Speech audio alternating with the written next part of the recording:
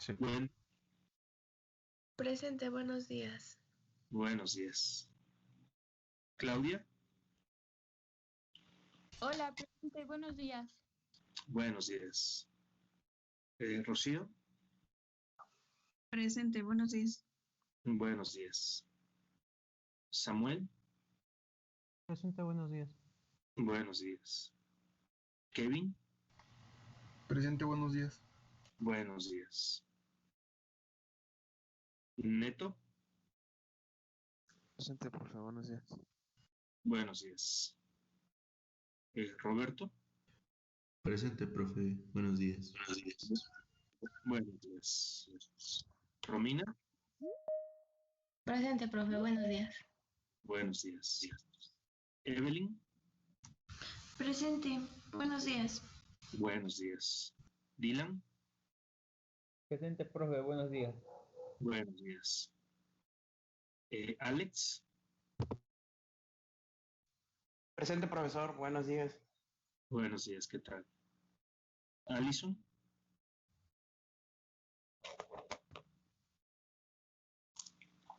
Alison está por ahí. Ya la veo, pero no la escucho. Aquí estoy. Buenos días. Buenos días. George.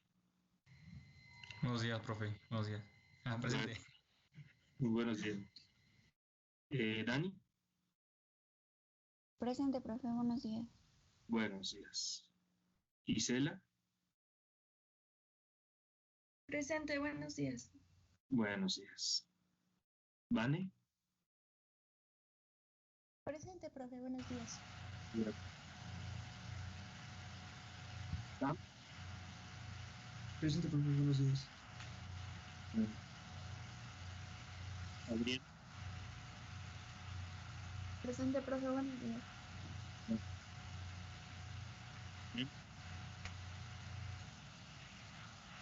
Buenos días, ¿qué tal? Azul. Presente, buenos días. Buenos días.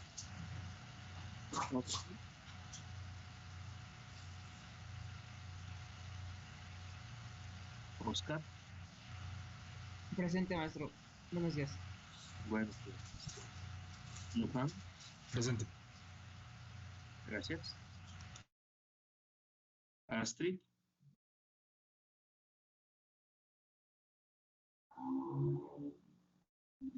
Astrid. Cris. Presente, profe, buenos días. Buenos días. Daniel. Presente, profe. Buenos días. Buenos días. Alexander. Presente, profe. Buenos días. Buenos días.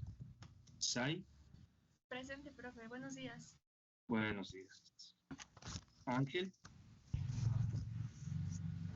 Presente, profe. Buenos días. Buenos días.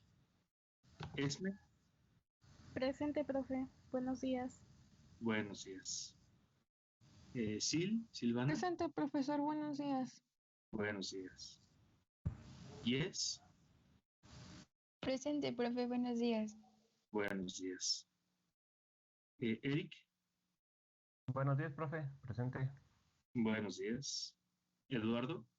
Buenos días, presente. Buenos días. Y David. Buenos días, profe, presente. Buenos días, ¿qué tal? Bien, chicos. Una disculpa, tenía aquí dificultades técnicas con la tableta, entonces ya ingresé tarde. Tenemos exposición, ¿cierto?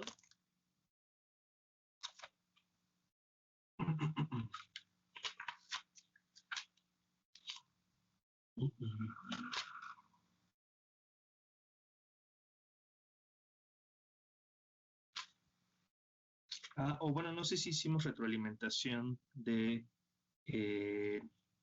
me parece que no, de glucólisis y deficiencia de glucosa 6-fosfato deshidrogenasa. Me parece que eso fue lo que nos faltó un poquito, ¿cierto?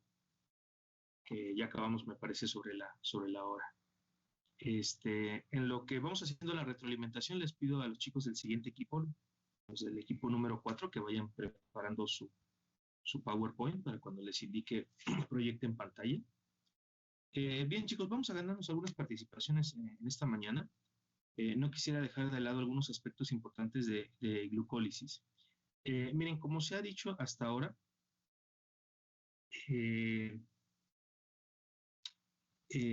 la glucólisis es quizás de las rutas más importantes en cuanto a carbohidratos. ¿Por qué? Porque todas las células hacen glucólisis, ¿de acuerdo? Todas las células hacen glucólisis.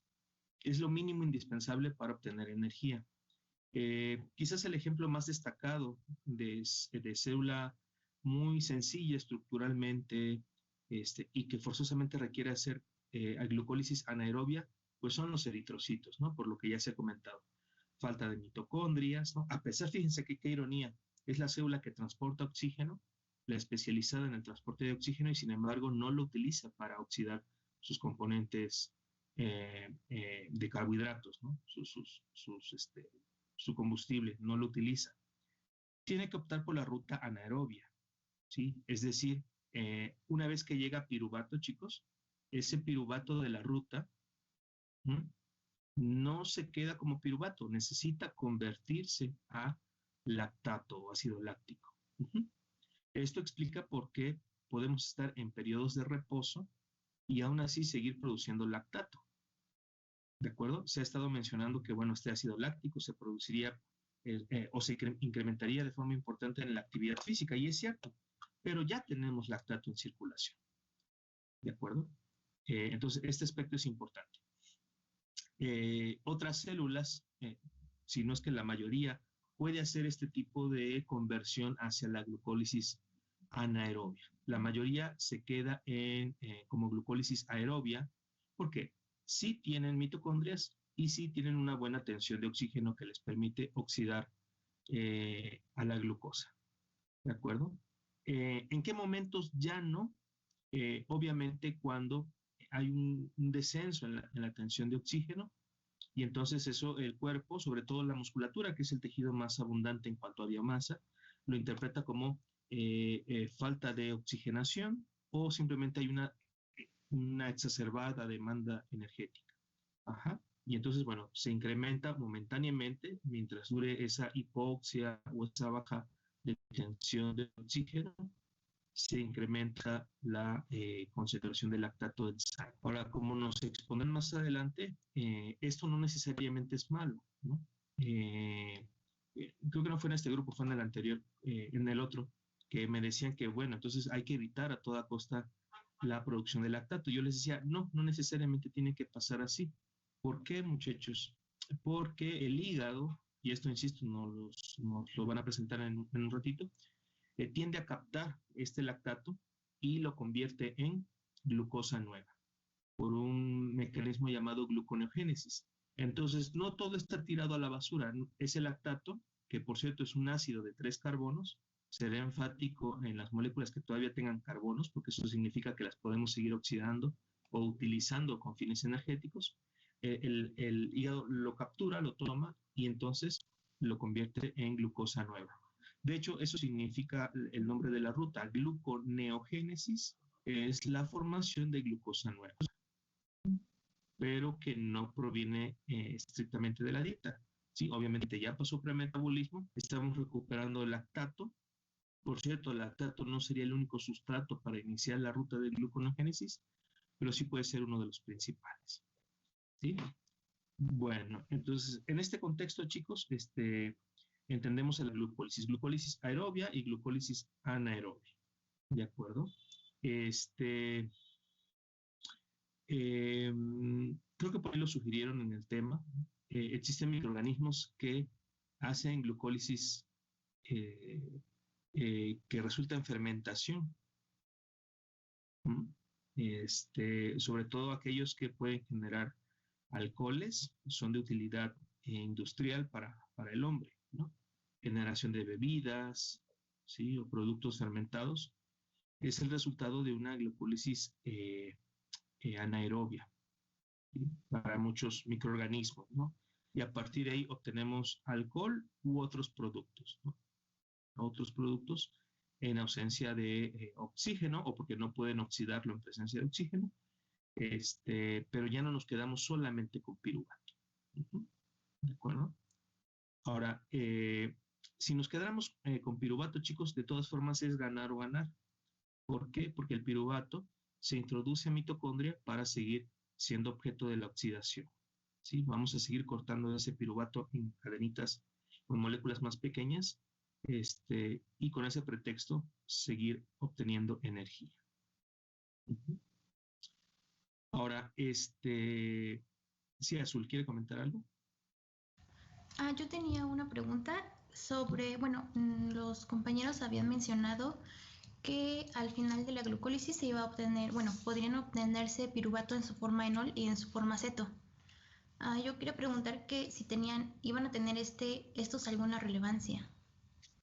No, no, químicamente se sabe que estas dos formas están en equilibrio, es decir, están pasando de una forma a otra todo el tiempo. Para fines, yo diría, académicos, didácticos, nos quedamos siempre con la forma aceto, pero la forma enol está sucediendo todo el tiempo. Es lo que se conoce en bioquímica como tautomerismo, donde dos formas muy similares están pasando de una a otra todo el tiempo. ¿De acuerdo? Pero no, en sentido bioquímico, metabólico, no está pasando nada relevante con respecto a una forma u otra. ¿Sí? Sigue siendo piruvato.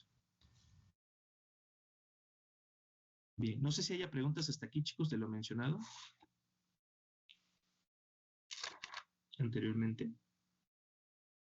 Ahora, quisiera hacer énfasis en un par de cosas. ¿Sai quiere comentar algo? Profe, yo también había leído que según la producción de ácido láctico durante la glucólisis ayudaba a mantener un poquito más, pues sí, la vida con la producción de energía sin oxígeno. O sea, no sé, nada, era como dato curioso. Y otra de las vías que había leído también era de la vía de la pentosa fosfato, ¿no? Primera pregunta, no quisiera dar calificativos a las rutas, ¿no? En el sentido de bueno, malo, poco, mucho. Yo quisiera que viéramos la producción de lactato como una ruta alternativa ante ciertas dificultades. ¿Cuál es la dificultad que he mencionado mucho aquí? Pues la falta de oxígeno, ¿no? Que puede ser pues circunstancial, puede ser inducida, ¿sí? Puede ser fisiológica incluso, pero no me gustaría poner un calificativo a esta glucólisis anaerobia, ¿no? Simplemente existe como una ruta alterna a la glucólisis aerobia y da ciertas ventajas, estas que ya he mencionado. Se obtiene energía por el reciclamiento de este lactato en hígado para regresarnos de nueva cuenta a glucosa. Entonces, en ese sentido es ventajosa, ¿no? De hecho, chicos, ustedes verán vamos a ver por ahí más adelante otras rutas alternas. Ahorita se me ocurre, hay una ruta que se llama ruta de salvación o ruta de recuperación en la síntesis de ácidos nucleicos. Es una ruta también alternativa que salva a la célula de no tener la posibilidad de sintetizar ácidos nucleicos. La salva de esa posibilidad que puede existir, ¿no? Por deficiencias nutrimentales, intoxicación incluso. Entonces vamos a ver, no como regla general, sino en ciertas ocasiones importantes que necesitamos rutas alternas para un propósito. Y en este caso la glucólisis anaerobia es una ruta alternativa a lo común o la norma es la glucólisis aerobia. Y en cuanto a esto, a su segundo comentario de la vía de las pentosas fosfato, pues también me parece que lo comentaron en la exposición pasada. Ustedes se pueden preguntar, a ver, profesor, ¿por qué estamos viendo estos dos temas que no parece tener mucha relevancia? Glucólisis y deficiencia de glucosa 6-fosfato deshidrogenasa. Bueno, la enzima glucosa 6-fosfato deshidrogenasa es la primera enzima que participa en la ruta de la vía de las pentosas fosfato. Ajá. ¿Por qué ligarlo con glucólisis? ¿Sí? Porque el segundo metabolito que participa en glucólisis es glucosa 6-fosfato. ¿Se acuerdan de eso? ¿Fueron anotando los sustratos? Cuando la glucosa se fosforila por la hexocinasa o la glucosinasa, ese segundo metabolito, glucosa 6-fosfato deshidrogenasa, tiene dos caminos. O puede continuar con glucólisis, como lo vimos en la exposición, o según las necesidades de la célula, se puede desviar a otras rutas, o a otra ruta, como en este caso, vía de las pentosas fosfato. Nada más para recordar y contextualizar, la vía de las pentosas fosfatos, chicos, no es una ruta energética.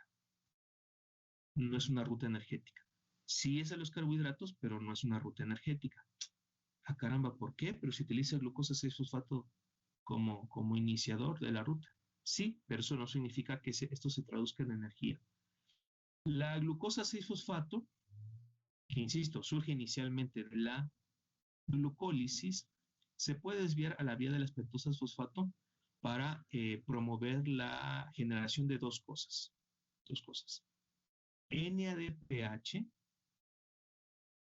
NADPH es un equivalente reductor, y ribosa 5-fosfato. Va de nuevo, ¿para qué sirve la vía de las pentosas fosfato? Para generar NADPH, es un equivalente reductor, ¿sí? Es igual que NAT reducido, digamos, nada más que este tiene un grupo fosfato, de ahí la P en su acrónimo, y generar ribosa 5-fosfato. El NADPH, chicos, es un equivalente reductor que va a participar en reacciones de óxido-reducción. Por cierto, muy relacionada con síntesis de lípidos, lo veremos más adelante en el curso, con la síntesis de lípidos. Y la ribosa 5-fosfato se va a utilizar para síntesis de ácidos nucleicos. ¿Sí? A partir de ahí se genera. Entonces tiene este doble propósito, pero esencialmente no es necesariamente una ruta con fines energéticos. ¿De acuerdo? Por cierto, esta vía de las pentosas fosfato también tendrán que plasmarla en el mapa metabólico. Entonces ya llevamos dos rutas, glucólisis y vía de las pentosas fosfato. ¿De acuerdo? Muy bien, no sé si hay alguna otra pregunta hasta aquí, muchachos. ¿No? Bueno, un par de últimos comentarios para ir redondeando esto y ya pasamos a la exposición. ¿Sí, Azul? Las enzimas de la primera, tercera y décima reacción de la glucólisis son enzimas alostéricas, ¿no? Sí, porque son sensibles a sus propios productos. ¿Sí? Qué bueno que lo menciona Azul. Estas tres reacciones, la primera reacción, ¿sí? La tercera y la décima de la glucólisis, son reacciones irreversibles. Son reacciones irreversibles. Insisto, parece poca cosa, parece insignificante el detalle, pero es muy importante. ¿Por qué? Porque al solamente tener una dirección, por ejemplo, de glucosa a glucosa 6-fosfato, ¿sí? Pero no hay de regreso, ¿eh? La hexocinasa y la glucosinasa solamente hacen en una sola vía, en un solo sentido la reacción. Esto favorece siempre hacia adelante la ruta y evita que se regrese. Imagínense el riesgo, no sé si ya se los comenté, que habría si de glucosa 6-fosfato se regresara a glucosa sin el fosfato. Existiría mucha posibilidad de que esa glucosa se saliera de la célula. Cosa que no sucede, afortunadamente. Lo mismo sucede en la tercera reacción, se continúa, se avanza, y en la última también es en un solo sentido, de fosfanol piruvato hacia piruvato, ¿no? Con la salida de ATP en ese lugar. Entonces, son reacciones de regulación, ¿sí? Que por cierto son sensibles, así como menciona Azul, a diferentes sustratos, a ATP, creo que esto lo comentaba George, si no mal recuerdo. George, corríjame. Sí, profe. ¿Qué más? AMP, ¿cierto? Si hay incremento de AMP o ADP, esto se interpreta como falta de energía. Y estas enzimas pueden ser sensibles a estos sustratos, a estos metabolitos, y decir, ah, caramba, me falta energía, entonces hay que continuar, ¿no? Y se activa la enzima. O por el contrario, detecta su propio producto o metabolitos como el ATP completo, y entonces dice, pues ya hay mucha energía, ¿para qué sigo avanzando? Y entonces se detiene o se va pausando la ruta. Entonces son muy importantes estas tres reacciones porque, insisto, son de regulación y son sensibles ya sea a sus propios productos o sustratos o a la detección de AMP, ADP y acetilcoenzima A y ATP. ¿De acuerdo? ¿Y qué más quería comentarles? Bueno, en este sentido, chicos, me gustaría que pudiéramos ir encasillando ya a estas moléculas en dos grandes grupos, ¿no? Aquellas que van a favorecer el que continúen estas rutas catabólicas y aquellas moléculas que hagan que se detengan. Por ejemplo, ATP y acetilcoenzima A, aunque químicamente desde luego no son lo mismo, se interpretan como más o menos parecido. Porque ATP ya es la moneda energética, ya es la energía química tal cual, el ATP. Incremento de ATP le dice la ruta que se detenga o se vaya pausando. Tiene lógica, ¿cierto? Ya hay mucha energía. Lo mismo acetilcoenzima A. Y ustedes pueden decir, acetilcoenzima A no es la moneda energética, no es ATP. Y en efecto, no es ATP, pero saben, ya es uno de los metabolitos que empujan la última parte oxidativa en mitocondria, es decir, ciclo de Krebs y lo que viene a continuación, que es cadena respiratoria y fosforilación oxidativa. Es de tal importancia acetilcoenzima A que de alguna forma se interpreta también como energía potencial. Potencialmente se va a generar energía ante el incremento de acetilcoenzima A. ¿Se acuerdan de esa parte que lo comentaba George? Y a la inversa, las otras dos moléculas, ADP y AMP, es decir, difosfato de adenosina y monofosfato de adenosina, significa falta de energía. ¿Sí? Falta de energía. Cuando se incrementan estas moléculas de AMP y ADP, la célula lo interpreta como que falta ATP, ¿no? ¿Por qué tendría yo AMP y ADP si puedo tener ATP? Entonces, así lo interpreta la célula y entonces se echan a andar las rutas metabólicas, ¿sí? Las que son oxidativas y que me pueden generar energía. ¿De acuerdo? Y por último, ya este es ahora sí el último comentario, volviendo un poquito a la deficiencia de glucosa 6-fosfato deshidrogenasa, chicos, rápidamente así como resumen. Es una enfermedad afortunadamente rara, sí, afortunadamente rara, de índole hereditario. No siempre se manifiesta en los primeros años, pueden tardar varios años hasta su aparición. Ya nos decían los chicos, ¿verdad? Tiene que venir un agente desencadenante de un ambiente oxidativo que estrese a las células, estrese a los eritrocitos, y entonces se manifiesta la enfermedad con una crisis hemolítica. ¿De acuerdo? Que ya decían, ¿no? Algunos medicamentos, incluso las habas, ¿no? Para generar el favismo, la hemólisis, y entonces, bueno, viene toda la crisis. Si en el servicio de urgencias o en la clínica donde ustedes estén practicando, de repente les llegue una persona con una crisis hemolítica, lo primero que hay que identificar es, bueno, a ver, ya vimos que tiene ictericia, ya vimos que tiene hemoglobinuria, ¿de acuerdo? Puede manifestar dolor incluso. Vemos todo este cuadro que nos refiere, pues, que es una hemólisis. La pregunta lógica es, bueno, ¿y qué está generando esta hemólisis? ¿No? ¿Fue después de consumir alimentos? ¿Fue después de ingerir fármacos? ¿De acuerdo? Que son los principales agentes que pueden generar esta hemólisis. O habrá que descartar otras situaciones, ¿no? Por ejemplo, autoinmunidad, ¿sí? Donde se sabe que hay algunos padecimientos autoinmunes que generan anticuerpos que pueden estar atacando a los eritrocitos también.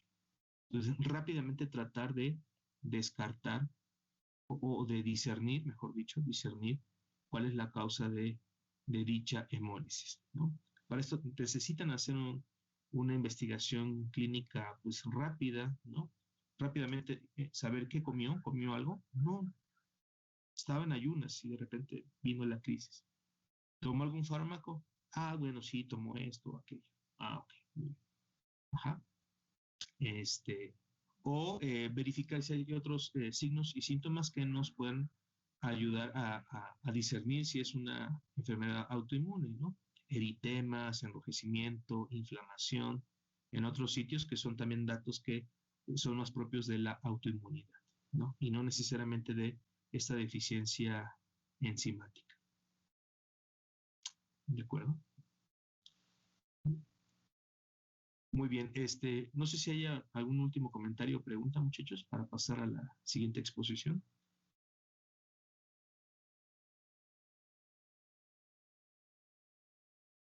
¿No? Entonces le pido por favor al equipo número 4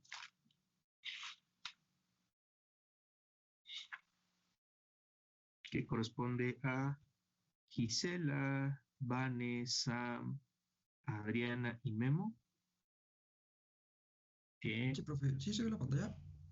Sí, ya se ve. ¿Pueden compartirla completa, por favor? Entonces, Televisa presenta banda. Y arrancamos. Gracias.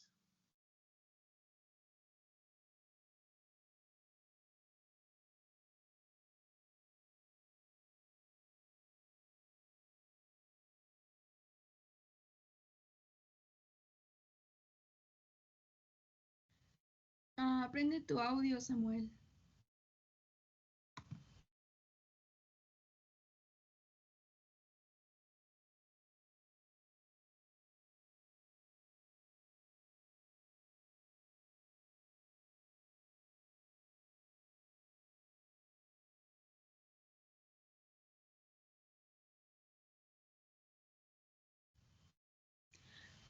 Bueno, nosotros somos el equipo 4 y les vamos a explicar lo que es la gluconeogénesis.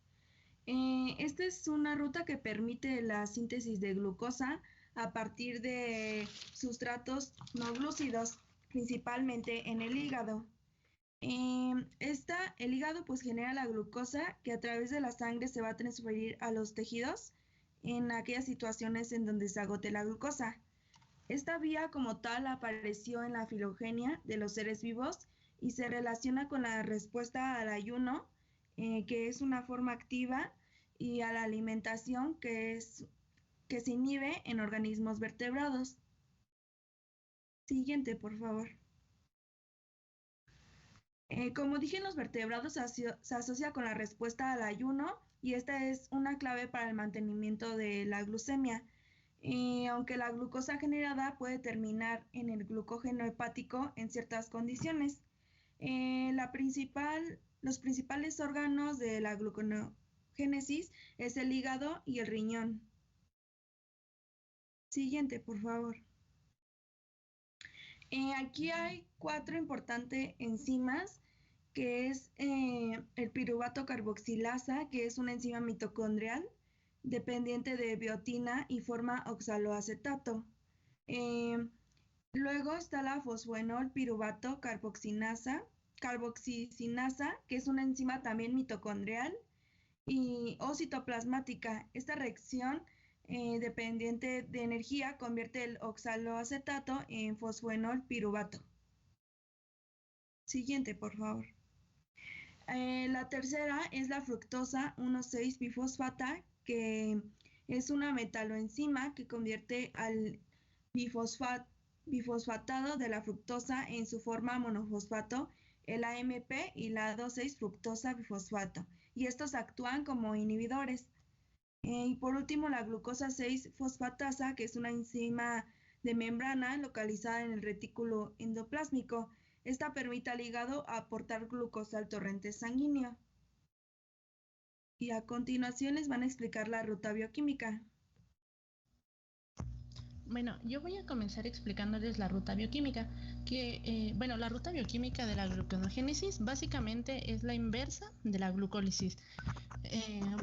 Es decir que la mayoría de las reacciones que se lleven a cabo en la glucólisis se van a llevar de manera inversa y van a favorecer a que se lleve a cabo la la gluconeogénesis. Por ejemplo, bueno, aquí podemos ver que en la glucólisis nuestro producto inicial va a ser una glucosa, mientras que nuestro producto final van a ser 2 moléculas de piruvato. En cambio, en la gluconeogénesis vamos a empezar con 2 moléculas de piruvato y nuestro producto final va a ser la glucosa, perdón. Y bueno, les había comentado que son casi todas las reacciones las que se pueden llevar de manera reversible. Sin embargo, hay 3 reacciones que no se pueden llevar de manera, sí que son irreversibles dado que no se encuentran equilibradas. La primera es la formación de fosfenol piruvato, que esta correspondería a la reacción número 10 de la glucólisis. La segunda es la formación de glucosa 6-fosfato, que esta correspondería a la reacción número 3 de la glucólisis. Y por último, la formación de glucosa, que esta correspondería a la reacción número 1. La siguiente, por favor. Ahí la voy a interrumpir, Vane. Me gustaría hacer una precisión en la anterior. Ahí. Esto que comenta de que esencialmente es la glucólisis inversa, sí y no. Sí, en el sentido de esto que usted dice, ¿no? Comenzamos con piruvato, o puede ser incluso otro metabolito, y vamos a acabar en glucosa. Si fuera así, bueno, pues sí, parecería la glucólisis inversa. Sin embargo, con lo que usted también dice, hay 3 reacciones que son diferentes. Y que hay que darle la vuelta, pues porque no podemos transitar, que de hecho, para no variar, son estas 3 reacciones de la glucólisis. La primera, la tercera y la 10ª. Que ya, como comentaba por ahí Azul, pues son, o que yo le decía Azul, mejor dicho, son las reacciones irreversibles con las que se puede regular la glucólisis. Entonces, sí y no, en el sentido de dónde iniciamos y dónde acabamos, pues sí, parecería glucólisis inversa. Sin embargo, hay algunos autores que hacen el matiz de que no es la glucólisis inversa. Si fuera la glucólisis inversa, serían las mismas reacciones, ¿sí? Las mismas reacciones, pero en sentido opuesto simplemente, ¿no? Yo me inclino más a pensar que no es una glucólisis inversa. Por lo que ya les he referido. Ahora, nada más para cerrar aquí el comentario, me gustaría decirles a todos lo siguiente. Imagínense, chicos, vean las rutas metabólicas como si fueran calles o avenidas en la ciudad, ¿no? Por ejemplo, para los que vivan al norte de la ciudad, por acá, por la Gustavo Amadero, ¿no? Resulta ser que ustedes viven por acá, muy tranquilos, ¿cierto? Y los invitan un día a una fiesta a Tlalpan, hasta Tlalpan, ¿no? Pero es la mega fiesta y tienen que ir, ¿no? Bueno, ¿qué hacen? Para los que ya manejan, bueno, toman el coche, ¿verdad? Toman cierta ruta, eventualmente toman Avenida Tlalpan, qué sé yo, ¿no? Suelen irse por avenidas principales y cuando ya se van acercando a la casa, a la fiesta, pues se van metiendo a callecitas, ¿no? Algunas son de doble sentido, otras ya empiezan a ser calles más cerradas de un solo sentido. ¿Les ha pasado? ¿Sí? Bueno, si así contemplamos a la ruta, eso quiere decir que en las reacciones de la ruta donde haya una reacción reversible, es decir, que podemos ir del sustrato al producto y del producto al sustrato, esa sería como una calle de doble sentido. Y cuando veamos reacciones en un solo sentido, eso implicaría que, insisto, haciendo el símil a las rutas en la ciudad, pues entraremos en una calle donde solamente podemos transitar en un solo sentido. ¿Qué hacemos cuando no podemos regresar sobre esa misma calle? Pues tomamos otra, ¿verdad? Y le damos la vuelta a ese sitio, o es una calle paralela, ¿verdad? Pero ya en el sentido en el que podemos o queremos avanzar. Entonces, haciendo este símil, insisto, con las avenidas o las calles de la ciudad, la ruta de la gluconeogénesis, ¿sí? La ruta de la gluconeogénesis intentará, chicos, darle la vuelta, ¿sí? A esas rutas que solamente tenían un solo sentido, ¿no? Que son me voy a ir de atrás para adelante, ¿sí? La piruvatosinasa para generar fosfanol piruvato, ¿sí? La fosfofructosinasa para generar glucosa 6-fosfato y ya sea la hexosinasa o la glucosinasa para formar glucosa, que son justamente la reacción bueno, de atrás para adelante 10, 3 y 1. Entonces, estas tres reacciones, chicos, como son, como son irreversibles, pues no podemos transitar en el sentido inverso. Hay que darle la vuelta, y voy a utilizar este término de darle la vuelta, pues para no pasar por estas enzimas, porque simplemente no puede, o no se puede para que, insisto, como último fin, lleguemos a la formación de glucosa. ¿Sí? ¿Se entiende, chicos? Entonces, curiosamente, son estas tres reacciones, de las que venimos haciendo énfasis desde glucólisis, que son importantes, son de regulación, siempre hacen avanzar a la ruta. Bueno, pues ahora que revisamos gluconeogénesis, no podemos transitar por estas mismas reacciones. Hay que ver otras reacciones que ahorita nos van a explicar los chicos. Adelante, Vale. Bueno, ya como nos comentaba el profe sí había leído que no era la inversa, pero no había entendido muy bien por qué. Pero bueno, la primera de estas reacciones va a ser la fosfenol piruvato, que esta básicamente va a ser convertir el piruvato a fosfenol. De estas van a requerirse dos reacciones endotérmicas, es decir, que van a requerir de energía. Y estas van a estar catalizadas por la carboxilasa mitocondrial y por la fosfenol piruvato carboxilasa. La mayoría de las reacciones se van a llevar en el citoplasma. Sin embargo, esta primera parte, que es de piruvato a malato, va a llevarse en la mitocondria. Y bueno, de este lado les puse como un resumen de lo que ocurre en esta primera reacción. Que primero vamos a tener al piruvato que se va a encontrar en el citoplasma. Después este piruvato va a difundir a la mitocondria, y una vez ahí en la mitocondria se va a convertir a oxalacetato. Este oxalacetato tendrá que difundir a través de la membrana mitocondrial, pero no puede hacerlo porque la membrana mitocondrial no cuenta con canales propios para el oxalacetato. Por lo tanto, tendrá que convertirse en malato para que el malato sí pueda difundir a través de la membrana mitocondrial. Una vez que el malato ya difundió hacia el citoplasma, se convierte nuevamente en oxalacetato para que finalmente este oxalacetato dé fosfenol piruvato. ¿Le puedes cambiar a la siguiente? Y bueno, aquí ya está la reacción como tal. Esta reacción básicamente va a consistir en agregar un átomo de carbono al piruvato, dado que el piruvato es una molécula que posee 3 átomos de carbono y el oxalacetato es una molécula que tiene 4 átomos de carbono. Para esta ruta para esta reacción lo que vamos a requerir es el piruvato, obviamente, ATP, dióxido de carbono, pero sobre todo el carbono, y una enzima, que esta enzima va a ser la carboxilasa mitocondrial.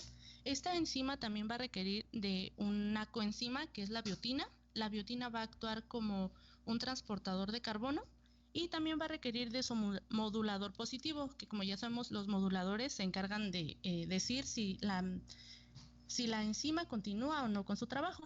Y bueno, este modulador positivo va a ser la acetilcoenzima A. Y bueno, ahora sí, como tal la reacción, como les comentaba, inicialmente vamos a tener al piruvato en el citoplasma, pero este piruvato va a tener que difundir hacia la mitocondria. Una vez aquí en la mitocondria, por acción de la carboxilasa mitocondrial, ya con ayuda de su biotina y del modulador positivo, se va a hidrolizar una molécula de ATP para que se pueda agregar un carbono al piruvato. Una vez que ya se le agregó ese carbono al piruvato, pues obtenemos el oxalacetato. Y bueno, ese oxalacetato, como ya les había comentado, tiene que salir nuevamente hacia el citoplasma, pero no puede hacerlo. Entonces, a ese oxalacetato lo vamos a tener que reducir a malato. Y esto esta reacción se va a ayudar de la malato deshidrogenasa mitocondrial, que es la enzima. Y bueno, aquí se va a utilizar una molécula de NADH. Una vez que ya tenemos reducido este malato, ahora sí podrá difundir a través de la membrana mitocondrial y se va a encontrar nuevamente en el citoplasma. Una vez ya que se encuentra aquí el malato, nuevamente se va a oxidar, y esta por ayuda de la malato deshidrogenasa citoplasmática. Y ya una vez que ya se oxidó nuevamente el malato, pues ahora sí ya tenemos oxalacetato. ¿Vamos bien o quieren que les repita algo?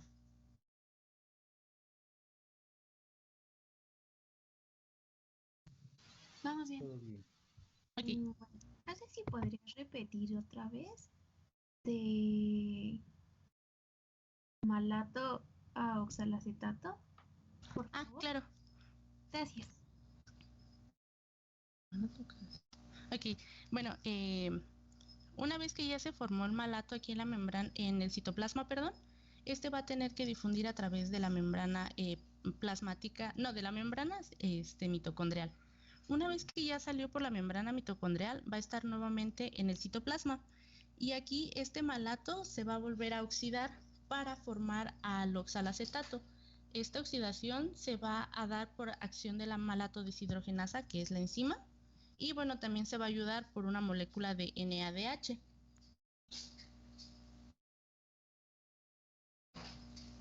¿Sí me expliqué o gustan que lo vuelva a explicar? Sí te explicaste, Vane. Ay, por nada. ¿Le puedes cambiar, por favor? Y bueno, la siguiente reacción para que se convierta el piruvato a fosfonolpiruvato va a estar catalizado por la fosfonolpiruvato carboxilasa. Que bueno, esta primera parte de malato oxalacetato es lo que les explicaba en la diapositiva anterior, que se va a reducir nuevamente el malato para convertir oxalacetato. Ok, y una vez que ya tenemos el oxalacetato, por acción, bueno, vamos a necesitar de la fosfenolpiruvato carboxicinasa para hidrolizar una molécula de GTP. Ok, una vez que, bueno, también la fosfenolpiruvato va a requerir de un cofactor, que su cofactor en este caso va a ser el magnesio. Bueno, una vez que ya está lista la enzima con su cofactor, esta va a hidrolizar una molécula de GTP. Y bueno, pues como resultado nos va a dar una molécula de GDP. Y ese grupo fosfato que se obtiene de la hidrólisis de la GTP se va a agregar al oxalacetato para finalmente formar fosfenolpiruvato. Y bueno, el gasto energético de esta primera reacción va a ser 2 moléculas de ATP y 2 moléculas de GTP. Esto porque necesitamos de 2 piruvatos para formar una molécula de glucosa. Ahí me gustaría comentar algo. Miren, chicos, volviendo a esta analogía que yo les hacía hace un rato, ¿no? De que si no podemos transitar por una calle en un solo sentido, pues hay que darle la vuelta. Ahora, con respecto a esto último que nos está comentando Vane, fíjense qué vuelta tan grande tuvimos que dar. O sea, ni siquiera estamos yéndonos con una sola reacción diferente, ¿no? Para poder llegar a fosfonolpiruvato, sino que hemos hecho 2 reacciones, o sea, ha tenido que realizar 2 reacciones para poder llegar a fosfonolpiruvato, ¿no? Asumiendo que partimos desde piruvato. Ajá, entonces digamos que la vuelta fue muy grande, ¿no? A lo mejor no tuvimos que transitar por la calle paralela, ¿no? Sino que tuvimos que dar una gran vuelta para salir a una avenida principal, qué sé yo, ¿no? Insisto, volviendo a la analogía de las calles. Entonces, aquí me queda muy claro que es importante rodear la actividad de la piruvatocinasa para llegar a fosfenolpiruvato, ¿sí? ¿Qué vuelta? Pues una en la cual involucre primero la piruvato carboxilasa, ¿sí? Ya esto de cómo pasamos de oxalacetato a malato, esta reacción en sí misma no es propia de la gluconeogénesis, ahorita les explico por qué, ¿sí?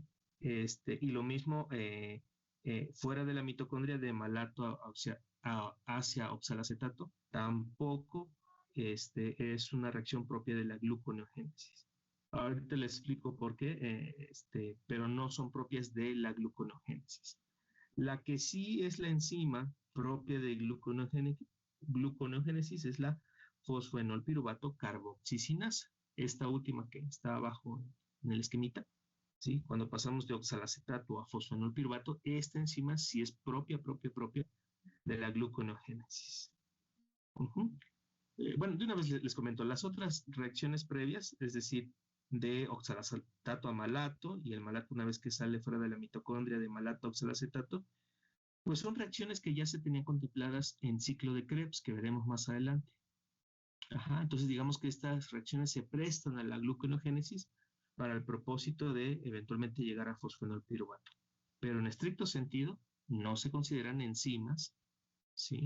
De la gluconeogénesis. Me gustaría hacer ese apunte. Pero bueno, hemos llegado a fosfonolpiruvato. ¿Qué más, chicos? Adelante. ¿Le puedes cambiar a la que sigue, por favor? Y bueno, ahora va a ser la reacción que va a convertir glucosa 1,6-bifosfato a fructosa 6-fosfato. Pero antes de que se llegue a esta reacción, van a tener que ocurrir todas las reacciones desde la novena hasta la cuarta reacción de la glucólisis. Bueno, algo así. Y bueno, en esta es sencilla, básicamente va a consistir en eliminar un grupo fosfato de la fructosa 1-bifosfato, que el que se va a eliminar es el que se encuentra en la posición número 1. Y esto se va a llevar a cabo por acción de la enzima fructosa 1,6-fosfatasa, la cual por hidrólisis va a eliminar este grupo fosfato. Y bueno, ya una vez hidrolizada, pues nuestro producto final va a ser la fructosa 6-fosfato y un grupo fosfato independiente. Y bueno, eso sería todo. La siguiente se las va a explicar mi compañero.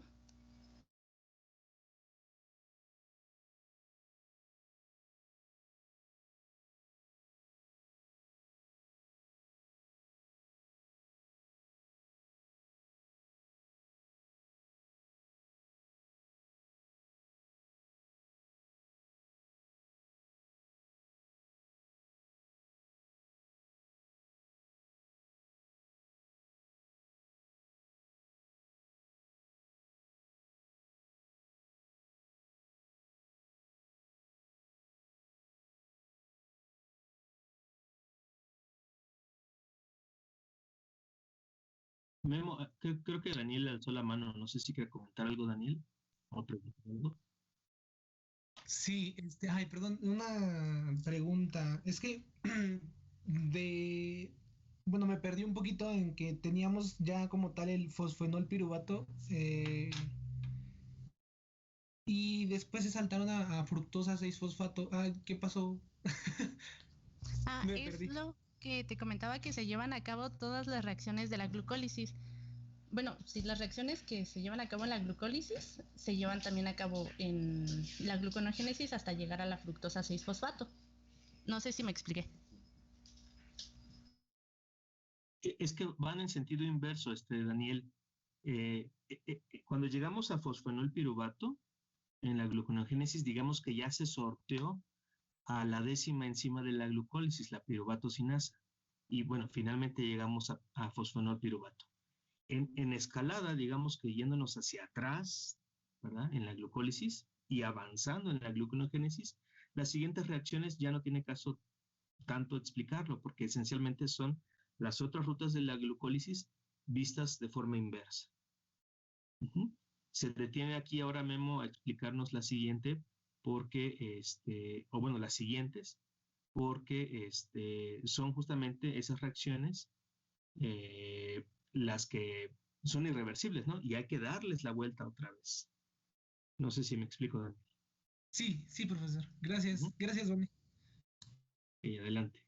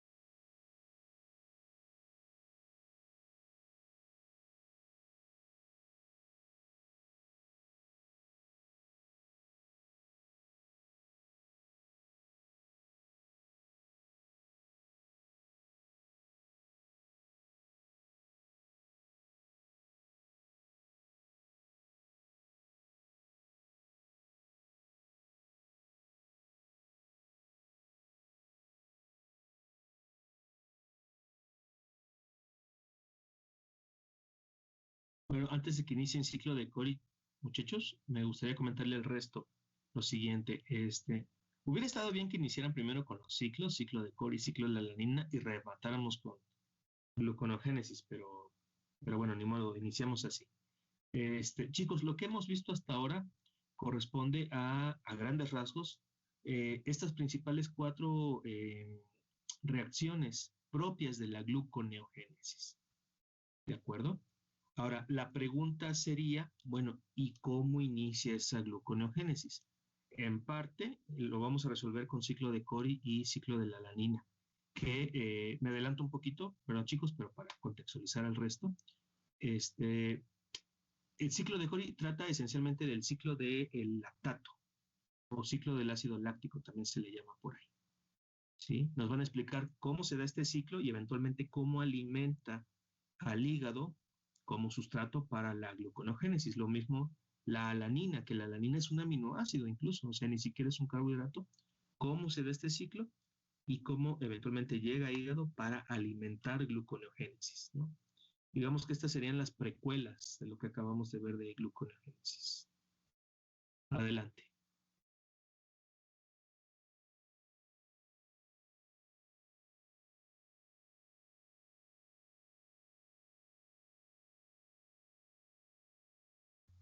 Ya, pues que tenía que prender mi micro. Sí me sigo escuchando, ¿verdad? Sí. Vale. Sí. Bueno, el ciclo de Cori es una ruta metabólica que consiste en el paso de glucosa a lactato y después de lactato a glucosa, valga la redundancia. Bueno, aquí en este pequeño esquema, voy a explicar el ciclo de Cori, que bueno, comienza con durante un ejercicio intenso, por así decirlo, donde bueno, las condiciones son anaeróbicas o con un escaso nivel de oxígeno y no se puede recurrir a lo que es el ciclo de Krebs. Entonces, bueno, vamos a tener que la glucosa, para obtener energía y poder contraer los músculos, va a pasar por glucólisis para convertirse a piruvato. Bueno, nos va a dar 2 piruvatos y este proceso nos va a dar 2 ATPs y bueno, se va a gastar un NAD más y nos va a dar un NADH.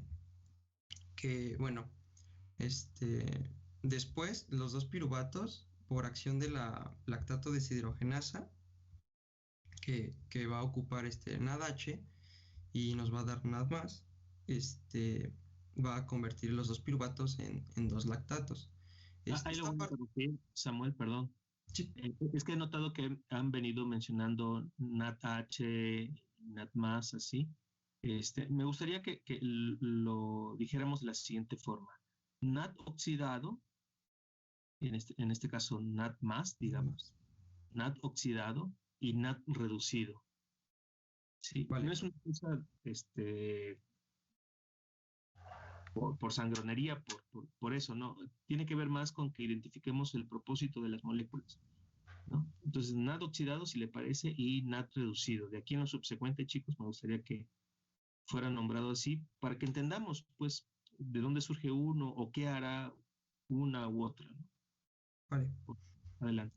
Sí, bueno, entonces, NAD oxidado es importante porque, bueno, para poder mantener esta glucólisis, vamos a requerir de lo que es fermentación láctica, que bueno, es el paso de piruvato a lactato. Entonces NAD básicamente es el que se va a ocupar para la glucólisis y lo que el NAD reducido que nos va a dar, va a ser el que va a ocupar la enzima para convertir los piruvatos a lactatos. Y bueno, este lactato lo tenemos que sacar del músculo debido a su toxicidad y bueno, se va a ir a la circulación y va a llegar hasta el hígado. En el hígado va a pasar lo contrario, que bueno, esta reacción de la lactato deshidrogenasa va a ser reversible por ella misma y los 2 lactatos nos los va a pasar a 2 piruvatos y va a usar esta vez, en lugar de comenzar con un NAD reducido, va a comenzar con un NAD oxidado para darnos un NAD reducido. Y después estos 2 piruvatos, mediante gluconeogénesis, van a regresar a ser lo que ya sería glucosa, pero esta gluconeogénesis va a gastar 6 ATPs. Esta parte de los ATPs es importante porque, bueno, el ciclo de Cori no se puede mantener por mucho tiempo debido a esta diferencia energética de 4 ATPs, que nada más nos va a dar 2, pero vamos a gastar 6. Y entonces toda la carga del músculo va a recaer en el hígado. Pero bueno, esta glucosa va a regresar a la circulación para poder regresar al músculo. Y bueno, si se requiere seguir usando la glucosa en el músculo, se va a repetir, bueno, se va a cerrar básicamente el ciclo y va a comenzar de nuevo. O si ya no se requiere, se va a pasar a ser almacenada como glucógeno. Ahí lo vuelvo a interrumpir, Samuel. Miren, chicos, me agrada mucho esta imagen. No sé si usted la hizo, Samuel, o la tomó de alguna fuente, pero me agrada mucho cómo se resume en esta sola diapositiva todo el ciclo de Cori. Ciclo de Cori o ciclo del ácido láctico o del lactato implica todo esto. ¿Qué sucede esencialmente? ¿Sí? Se está utilizando energía, quizás en demasía en el músculo o en tejidos periféricos, y como hemos venido recalcando, ¿no? Ante la aumentada demanda energética en músculo, pues la ruta de glucólisis se tiene que desviar a glucólisis anaerobia, a la fermentación láctica. Ajá. Entonces, fíjense, ¿notan ahí arriba donde dice 2 piruvatos? Bueno, fácilmente una flecha de ahí se puede desviar hacia ciclo de Krebs, ¿no? Lo que vamos a ver más adelante. Pero no, se nos indica que se convierte en lactato a causa de la lactato deshidrogenasa, la LDH, ¿no? Entonces, no se quedó en piruvato la ruta, se tiene que desviar hacia el lactato, ¿sí?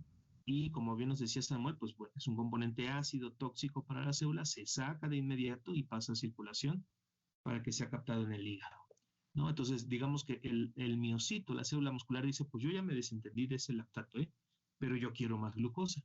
Y a ver cómo le haces organismo, a ver cómo le haces hígado, pero yo quiero más glucosa, porque seguimos en actividad intensa.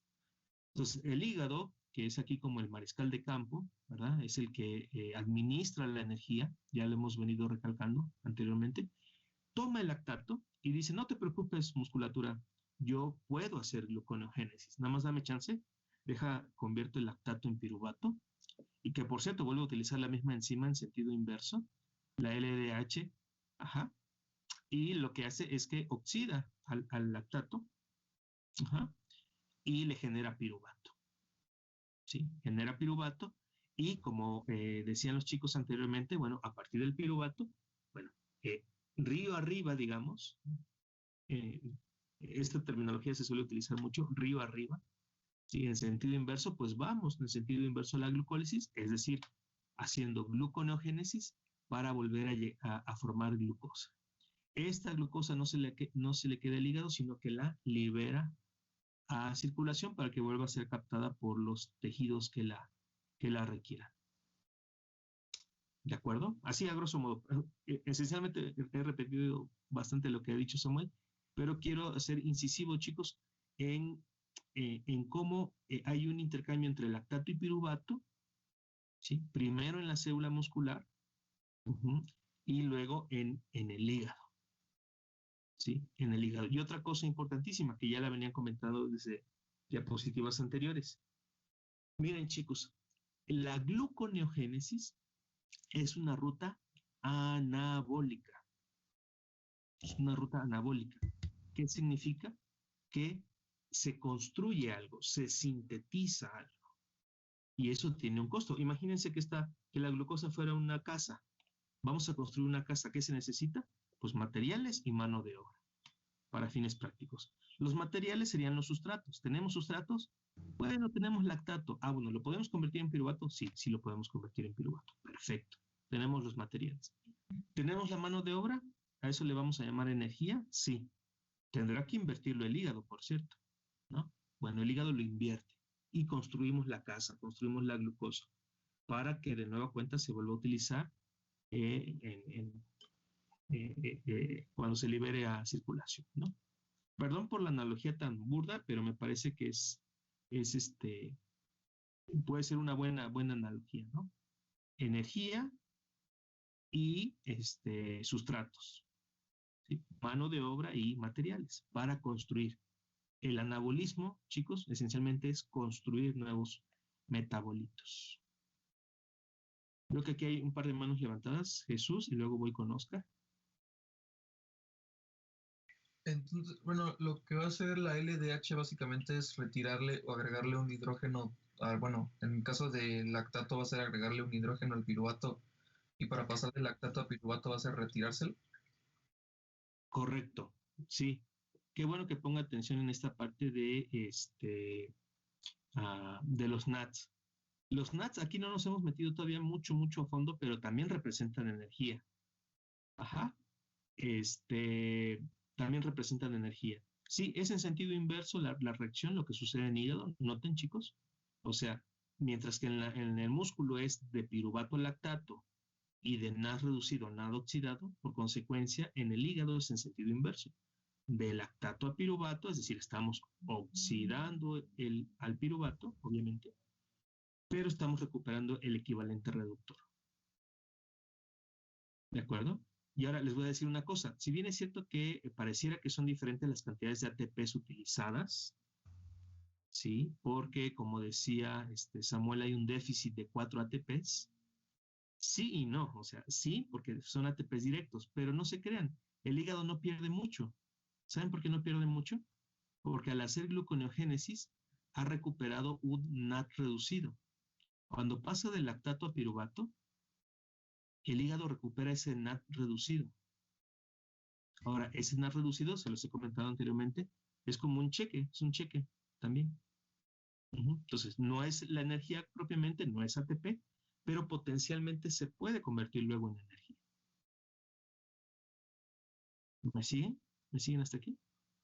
Entonces, en efecto, ATP se ha gastado de forma directa en la gluconeogénesis porque se invirtió, ¿verdad? Tuvo que haber una inversión para construir glucosa. Pero, insisto, el hígado no es que necesariamente se quede sin ATPs o con déficits de ATP. Recupera algo con esos NADs reducidos. Ahora sí voy con Oscar, que quiere comentar algo.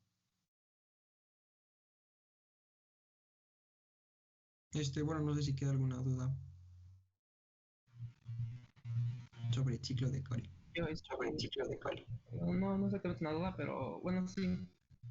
Entonces, se está diciendo que el 2-lactato se libera a la circulación, pero al hacer esto, la presencia del lactato va al hígado,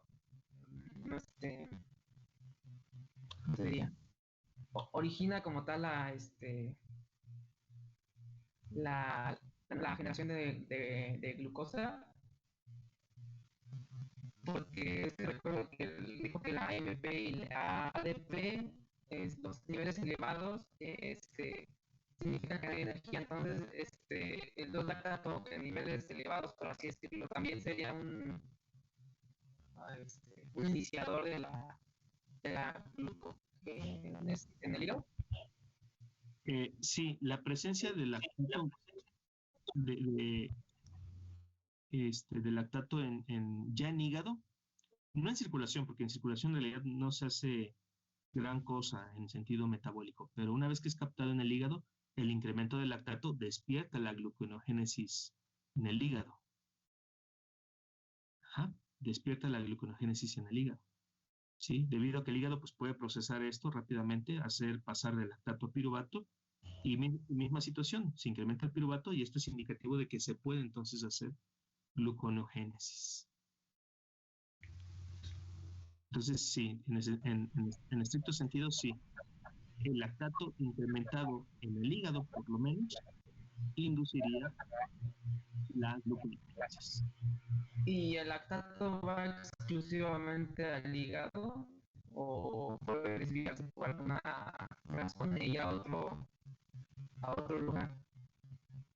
Bueno, también puede ser captado por otros sitios. El riñón, por ejemplo, también se mencionó como otro sitio de síntesis de glucosa. Y por ahí, si no me recuerdo, incluso intestinos también tiene una bajísima capacidad de hacer gluconeogénesis, pero digamos que principalmente es el hígado el que capta. Ahora bien, yéndonos hacia los extremos, imagínense que cayéramos no solamente en un incremento de lactato, sino en una acidosis láctica, ¿sí? es decir, ya en un caso extremo de mucha acidificación por el incremento del lactato, pues bueno, no es que sea captado por otros tejidos, el lactato, pero ya empieza a tener repercusiones importantes, ¿no? En la modificación del pH en plasma, que obviamente afectaría a muchos tejidos, pero no en un sentido metabólico, ¿sí? En un sentido meramente metabólico energético, el hígado es el de mayor captación y el que más se ve favorecido por este incremento, aunque sea momentáneo, del lactato para inducir, insisto, gluconeogénesis. Creo que, perdón por el paréntesis para los chicos del equipo, pero bueno, ya que han surgido dudas, yo creo que conviene responderlas ahora. Creo que vi a George con la mano levantada. Solamente quería preguntar, pero creo que con lo de Oscar ya quedó claro. Iba a preguntar sobre si el ciclo de Cori es exclusivamente entre músculo y el hígado, pero creo que no. O sea, insisto, pueden participar por ahí otros tejidos, pero ya es su participación tan disminuida, ¿sí? Tan insignificante que pues se descartan, ¿no? Esencialmente es hígado y músculo, hígado y músculo. A ver, alzale una mano por ahí, Alison.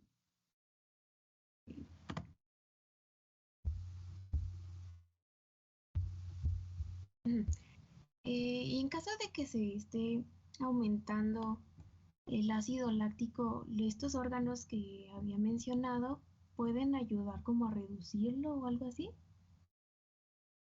Sí, en el caso de hígado, su principal contribución aquí en el ciclo es captar lo suficiente y promover la gluconogénesis con el fin último de incrementar la glucosa, que va a salir de nueva cuenta a circulación. Ajá. Entonces, siempre y cuando esté sucediendo, insisto, bajo circunstancias más o menos controladas, ¿no? Actividad física incrementada, ¿verdad? Un trabajo extenuante. Pero si ya hay, por ejemplo, destrucción celular, sobre todo, por ejemplo, de eritrocitos, ¿sí? Volviendo un poco a la idea de la hemólisis, ahí sí habrá que detectar por qué se incrementa el lactato si no es por estas causas, ¿no? Pero sí, de alguna forma, el hígado tiene esta responsabilidad de captarlo, regular, promover su baja concentración, que baje el lactato, pero regresando glucosa para continuar con la actividad física. Oscar, ¿quiere volver a preguntar algo?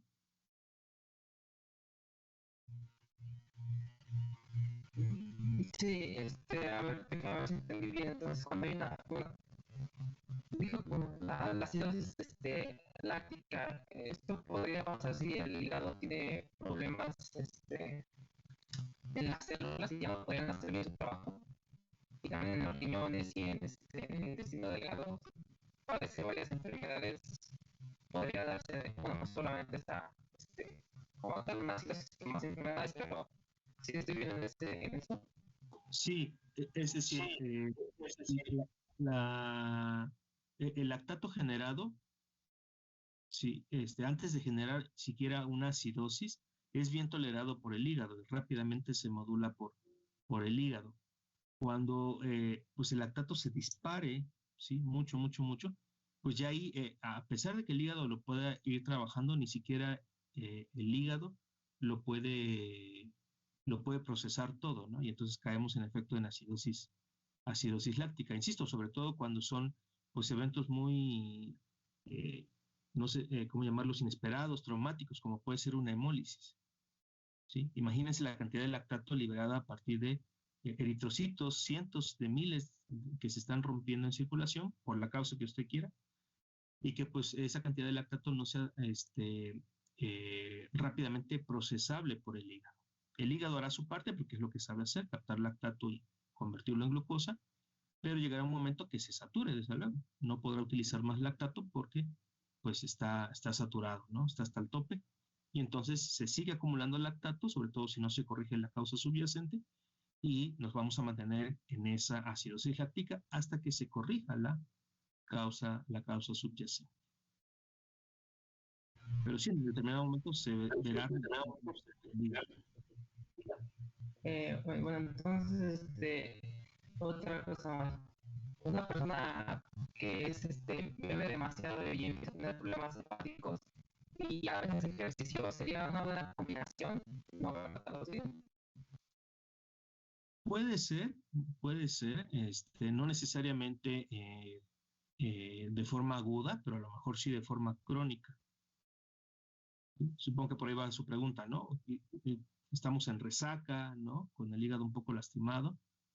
¿Qué también podríamos utilizar el lactato y otros metabolitos? Pues relativamente bien, ¿sí? Insisto, si es como de forma aguda, pero no de forma crónica, donde pues, el parénquima hepático ya tiene algún cierto grado de daño o de toxicidad.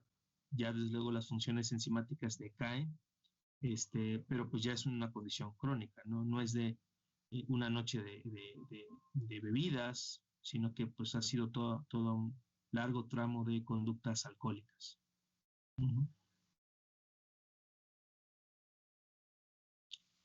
Que yo le diría, Oscar, aprovechando que hace el comentario, yo le diría que sería el menor de los problemas. Hay otros asuntos importantes, otras funciones del hígado más destacables que se comprometen, ¿no? Entonces, luego desintoxicar el plasma, o que se empiece a acumular grasa o compuestos grasos en el hígado, que ahí sí también es de mayor cuidado.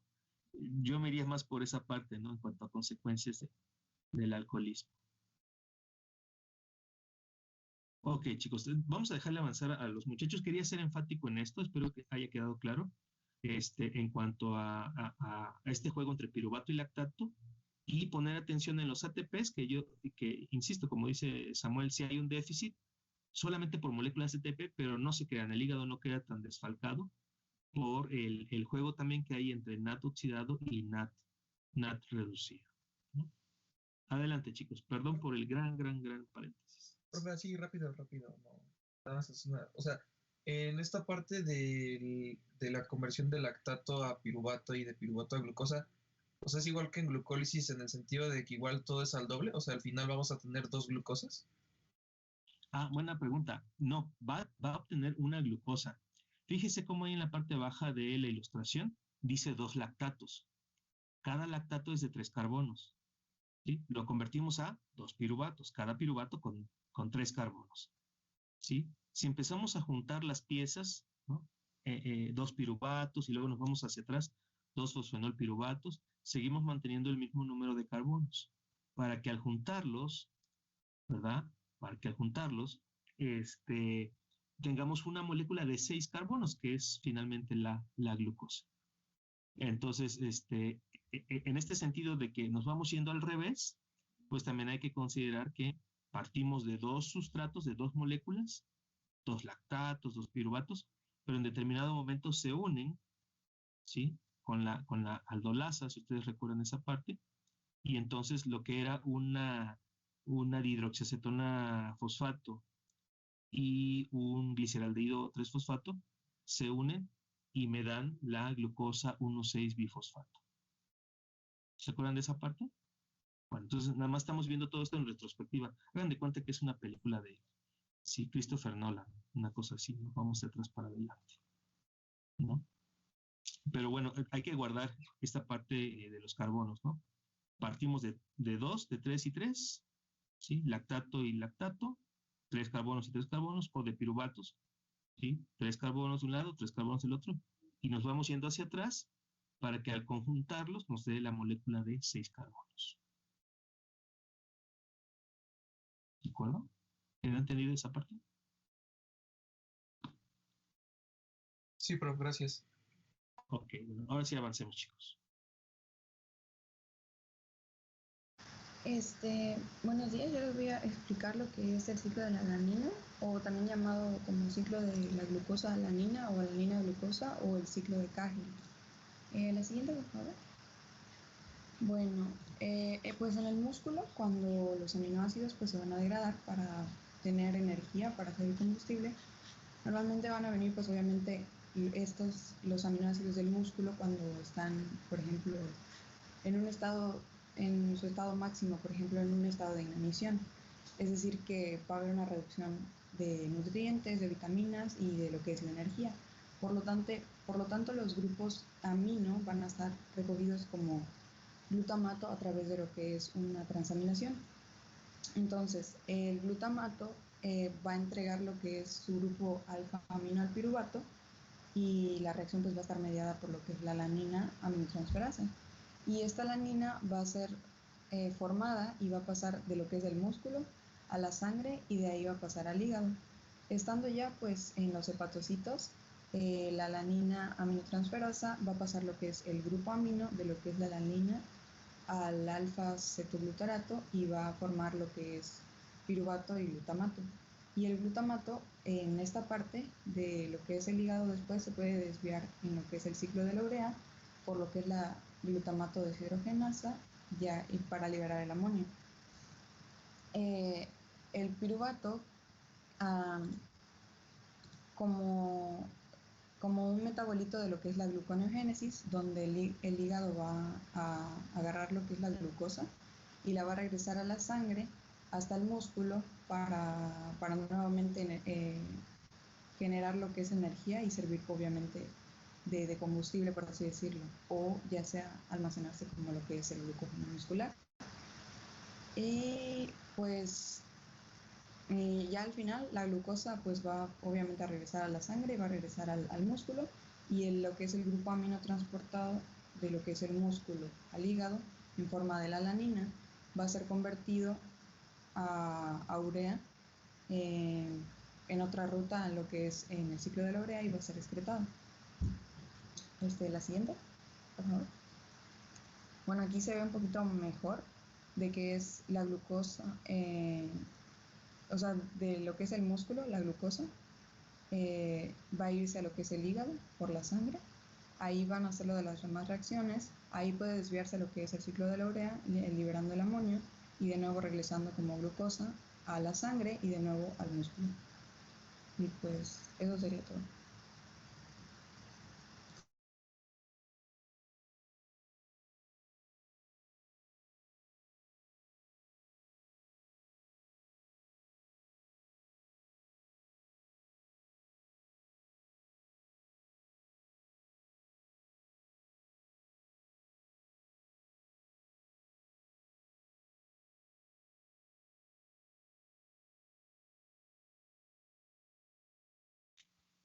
Perdón, Adriana, no sé si me puedo regresar a 2 láminas anteriores. Ahí. ¿Pueden hacer, chicos, zoom en la imagen? Agrandarla un poco más. Quien quiera que esté presentando.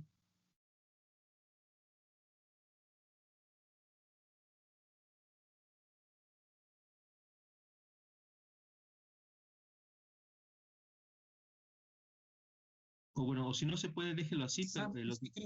perdón. Es que creo que eso se puede desde afuera, o sea, sin presentar. Y ya ahí en la...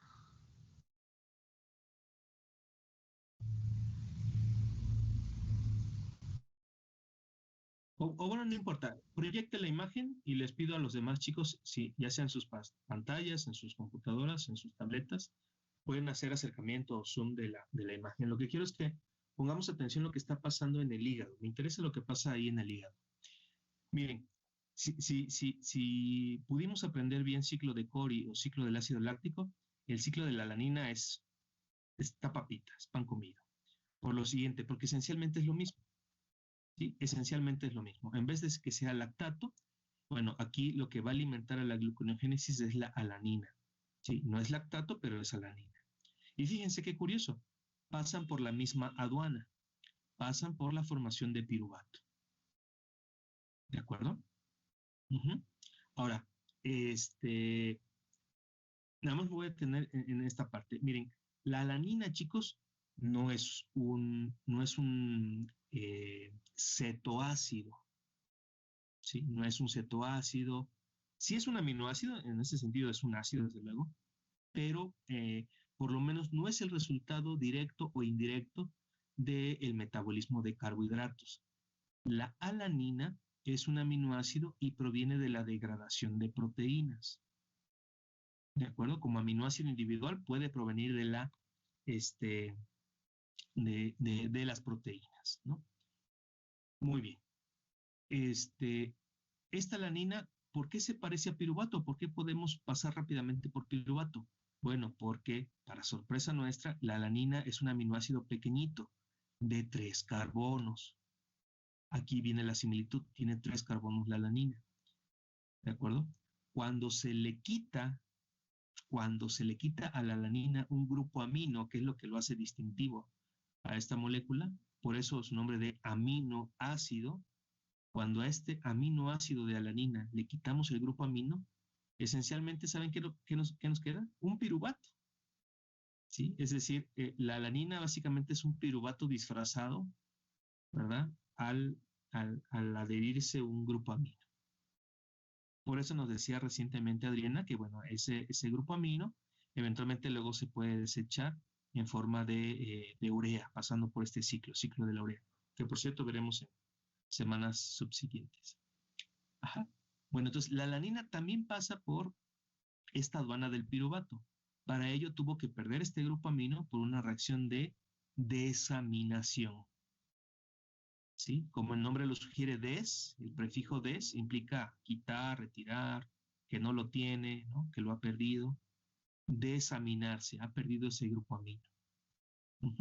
Entonces, se quedó convertido en piruvato. Y bueno, ya saben el resto, ¿no? De piruvato, la escalada hacia arriba para la formación de glucosa. Misma situación, también hay inversión de ATPs, etcétera, ¿no? Finalmente el hígado aquí administrando toda esta parte energética. Y esa glucosa se vuelve a liberar a sangre, a sangre, y es captada por el músculo para volver a ser reutilizada esa glucosa. Ahora bien, este ciclo de la alanina, chicos, sí sucede en ciertos contextos. Por ejemplo, en una actividad física excesiva también, ¿sí? Y aquí no es raro que provenga del hígado en su mayoría esta alanina, porque como les decía, puede ser esta alanina producto de la degradación de proteínas. ¿Sí? Aunque aquí la imagen nos sugiere que, bueno, puede darse el efecto inverso de piruvato a alanina, sepan que también la anina, como parte del desprendimiento de proteínas, puede surgir. Ahora la pregunta sería, ¿y por qué? Bueno, por la misma situación, ¿no? El músculo, al estar en actividad física, pues va a requerir energía y va a hacer uso de lo que tenga. Así como desvió la glucólisis aerobia hacia la anaerobia para formar lactato, ¿sí? Puede utilizar ciertas proteínas para su descomposición y obtener energía. Y las alaninas, ¿sí? Pueden liberarse y entonces ser captadas por el hígado y también participar en la formación de energía por medio de la gluconeogénesis. Entonces, pudiéramos incluso contextualizarlas juntos. Ciclo de Cori y ciclo de la alanina. Sí, George, ¿quiere comentar algo? Sí, profe. Ahí en el ciclo de la alanina se ve el alfa-cetoglutarato. Molécula se encuentra también en el ciclo de Krebs. ¿Hay alguna relación, profe? ¿Que el ciclo de Krebs pueda nutrir ahí? Sí, qué bueno que pregunta. En efecto, ya como, sobre todo con gluconeogénesis y ahorita con ciclo de la alanina, vemos que hay otras moléculas que participan en estas rutas. ¿Por qué? Porque sí hay una correlación, hay una interrelación entre varias rutas. ¿Sí? Ahorita estamos viendo rutas por separado, ¿verdad? Primero glucólisis, luego gluconeogénesis, estos dos ciclos. Y no son cosas aisladas, chicos. No son cosas aisladas. Pudieran incluso estarse llevando al mismo tiempo todas estas rutas. Ajá. ¿Por qué? Porque, insisto, no están separadas unas de otras. Y así como usted comenta, George, sí, en efecto, el alfa-cetoglutarato, que lo veremos más adelante en el ciclo de Krebs ya a profundidad, aquí participa siendo el aceptor del grupo amino. De nueva cuenta, ubiquémonos ahí en hígado, ¿no? ¿Qué pasa de la reacción de desaminación donde entra una alanina y un alfa-cetoglutarato? Bueno, que la alanina pierde un grupo amino y se convierte en piruvato, y el alfa-cetoglutarato capta un grupo amino, el que proviene de la alanina, y cosa interesante, se convierte en glutamato, un aminoácido, ¿no? Deja de ser alfa-cetoglutarato para convertirse en glutamato. y bueno, este ya se encarrila hacia el ciclo de la urea. Pero sí, George, vamos a ver que, de hecho, es una propiedad que tiene el ciclo de Krebs, que tiene varios puntos de salida, digamos, para que sus metabolitos salgan, ¿sí? Salgan y entonces participen en otras rutas. Que es lo que también veíamos en la gluconogénesis, ¿no? Con el malato, por ejemplo. Bueno, el malato sí es un metabolito del ciclo de Krebs que tiene que estar ahí haciendo, saliendo de la mitocondria, ¿no? Bueno, porque ayuda y participa en otras rutas. Ok, profe. Gracias. Ahora, no sé si hay una duda en concreto de esto, muchachos, alguna otra duda o comentario de esto, porque quisiera compartirles una imagen de mis presentaciones. Bueno, entonces, tanto en el ciclo de la alanina como en el ciclo de Cori, o sea, eventualmente los dos van a formar piruvato y ya después el proceso va a ser común, o sea, lo de piruvato formar ¿cómo se llama? Fosfofenol piruvato y así todo hasta llegar de nuevamente a glucosa, ¿verdad? Correcto, correcto. Sí, esto que nos mencionaban los chicos al principio, por eso aquí ya nos detuvimos, ¿no? Esa línea que va directo de piruvato a glucosa, pues intenta resumir todo esto que nos decían los chicos hace un rato en las primeras diapositivas. Sí, es correcto. Ya nos detenemos a pensar cuáles enzimas, qué reacciones, ¿sí? Ya asumimos que en efecto es la gluconeogénesis como tal. ¿Sí, Azul, su comentario? No sé si ya lo habían comentado, pero ¿hay alguna enzima, bueno, para pasar de piruvato a alanina, ¿se necesita de alguna enzima? Sí, de hecho es la misma enzima, es una transferasa. Sí, es una transferasa que capta piruvato y glutamato y vuelve a hacer la conversión hacia alanina y alfa-acetoglutarato. Ahí, por desgracia, supongo que el autor de la imagen no pretendía ser enfático en esto, pero a pesar de que la reacción se observe como irreversible, es reversible. Pero esencialmente es la misma transferasa, Azul. ¿De acuerdo? Bueno, voy a aprovechar los últimos minutos, chicos. ¿Pueden dejar de compartir pantalla? Ahora quiero compartirles yo una imagen.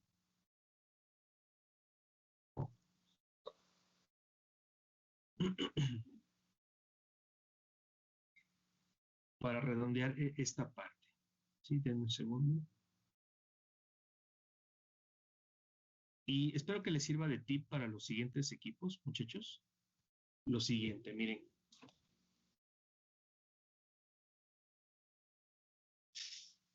En esta parte de los ciclos y las rutas, yo creo que sí conviene, muchachos, que podamos tener en perspectiva todas las rutas, ¿no? Está muy bien que vayan individualizando las reacciones, eso está muy bien, pero también conviene, creo yo, tener un panorama general de cómo se vería o qué está sucediendo en la célula o en el organelo donde tal o cual reacción se está llevando a cabo, ¿no? Miren, recapitulando lo que nos decían desde un inicio Vane y compañía, ¿no? Gisela también al inicio, ¿no? ¿Qué es lo que está pasando? Miren, ubíquense aquí con el piruvato. Vamos a seguirle la pista al piruvato, ¿no? Ubiquémonos. ¿De dónde ha surgido este piruvato? Bueno, muy sencillo. De la glucólisis. Recuerden, este es un punto de inflexión importante.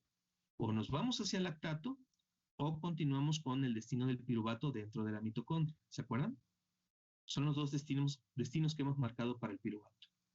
Bueno, asumiendo que el piruvato continuó al interior de la mitocondria, fíjense que aquí la flecha nos indica que se mete en la mitocondria. Es uno de los pocos sustratos, por cierto, que tiene una cierta libertad para atravesar la doble membrana de la mitocondria. ¿Sí? Llega hasta la matriz mitocondrial y de repente se le indica a la célula, oye, ¿sabes qué? Aguántame tantito, no te gastes ese piruvato. Necesitamos hacer gluconeogénesis. Necesitamos este piruvato. Y la célula dirá, caramba, ¿pero qué crees? Pues ya metí el piruvato. Y hay un pequeño problema aquí, el piruvato no sale directamente de la mitocondria. Apréndase eso, chicos. El piruvato no sale de la mitocondria. Una vez que entra, ya no sale. ¿Cómo se resuelve este problema? Bueno, con la primera reacción de la gluconeogénesis. ¿Sí? La piruvato carboxilasa lo que hace es que lo va a convertir en oxaloacetato. Oxaloacetato, que también es un intermediario del ciclo de Krebs, no sé si lo notan ahí, está participando en un ciclo. Ese es el ciclo de Krebs, el oxaloacetato. Pero esta conversión de piruvato a oxaloacetato, al incorporar un CO2, de ahí el nombre de piruvato carboxilasa, ¿sí? Me genera este oxaloacetato que me va a servir de pretexto para convertirlo luego en malato, ¿sí? Al reducir la molécula. Notan que aquí hay un NAD reducido que se mete y sale como NAD oxidado. Y también sale malato o se convierte en malato, todo esto. ¿El malato qué sucede? Bueno, este sí puede salir libremente de la mitocondria. Y es lo que sale, ¿no? Sale, se convierte en oxalacetato de nueva cuenta en una reacción inversa a lo que vimos recientemente. Y de oxalacetato a fosfenol piruvato, esta es apenas la segunda reacción de la gluconeogénesis. ¿Sí? ¿Por qué las otras dos no?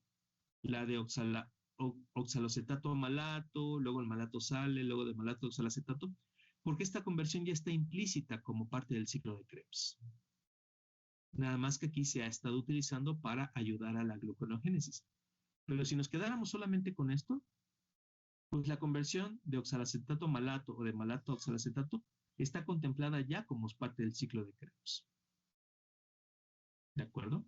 Entonces no se considera esta conversión, la salida de malato y luego la conversión afuera de malato a oxalacetato, no se considera parte de la gluconeogénesis.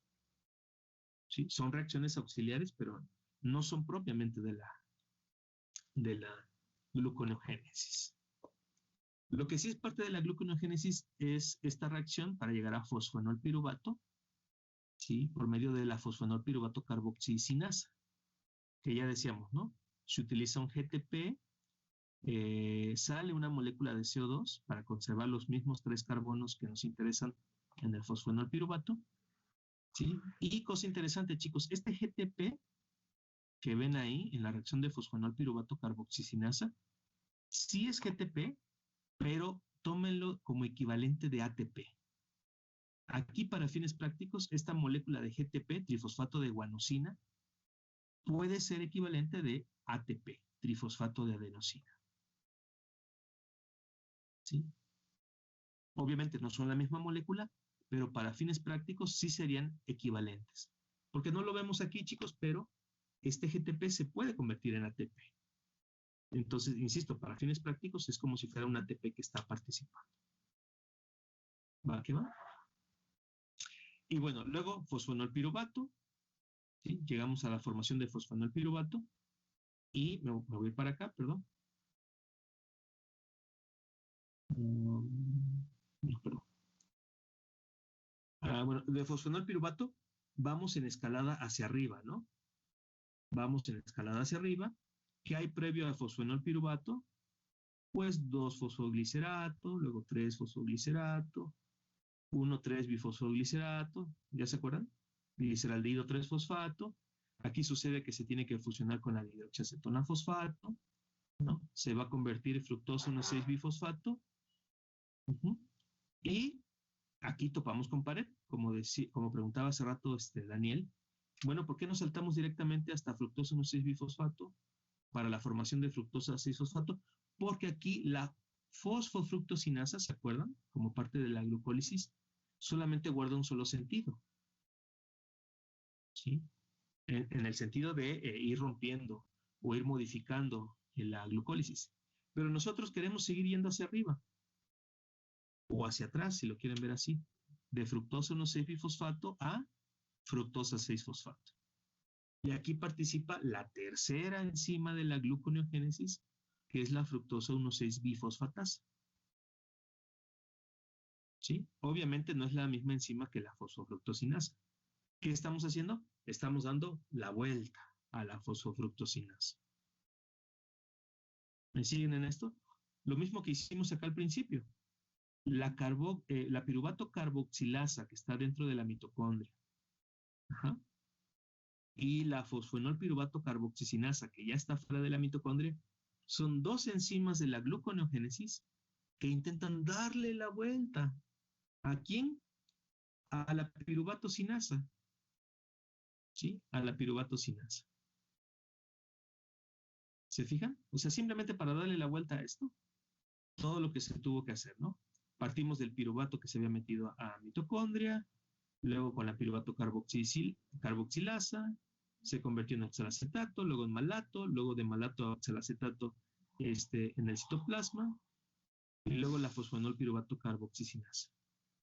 Pero finalmente llegamos a fosfonolpiruvato. Toda la vuelta que le dimos. Acá misma situación. Yo quiero pasar de fructosa 1,6-bifosfato a fructosa 6-fosfato. ¿Qué debo hacer? ¿Debo utilizar la fosfofructosinasa? No, porque es en un solo sentido. Y no puedo regresar por esta misma enzima. Tengo que utilizar otra enzima como la fructosa 1,6-bifosfatasa, ¿sí? Que esta es, insisto, la tercera de la gluconeogénesis y la que me permite sortear esta reacción. Luego, una vez convertida la fructosa 6-fosfato, ¿sí? No hay ningún problema en pasar a la fructosa 6-fosfato. Y aquí, de glucosa 6-fosfato a glucosa, por medio de la glucosa 6-fosfatasa. Misma situación. Aquí le tengo que dar la vuelta a la glucosinasa y a la hexosinasa. ¿De acuerdo? Ahora, no sé si se fijan, chicos, aquí no voy a recuperar ATPs, ¿eh? ¿Se acuerdan que en esta parte se invertían ATPs? En la primera y en la tercera reacción de la glucólisis. En el sentido inverso, haciendo gluconeogénesis, no se recupera ATP, sino que se van liberando los fósforos inorgánicos. Eso que dice ahí, PI, ¿lo ven? Con la reacción de la fructosa 1,6-bifosfatasa y luego arriba con la glucosa 6-fosfatasa. Ven que sale un PI, ese es fósforo inorgánico, es decir, ya no se recupera ATP. ¿De acuerdo? Ahora, déjenme hacer un último apunte. De todas formas, vamos a estar hablando en los minutos iniciales del día de mañana de esto. Pero fíjense, pregunta importante, chicos. ¿Qué tipo de moléculas pueden alimentar la gluconeogénesis? ¿Qué tipo de moléculas pueden alimentar la gluconeogénesis? Puede ser el mismo piruvato, puede ser el lactato, ya lo comentábamos con el ciclo de Cori, ¿sí? Por eso aquí están rotulados en estos óvalos verdes. El propionato también se puede considerar como un alimentador de la gluconeogénesis, nada más que tiene una vía de entrada diferente, se mete por el succinilcoenzima A del ciclo de Krebs. Pero fíjense qué cosa curiosa, ¿a poco no va a terminar en malato?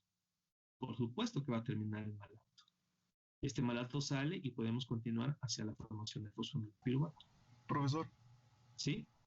Discúlpeme la interrupción. Es que tenemos examen de anatomía y la profesora Acel es un poquito estricta con la hora, entonces queríamos a ver si podíamos salir ya a la brevedad. Sí, ya, lo dejamos hasta aquí entonces. ¿De acuerdo? Mañana retomamos.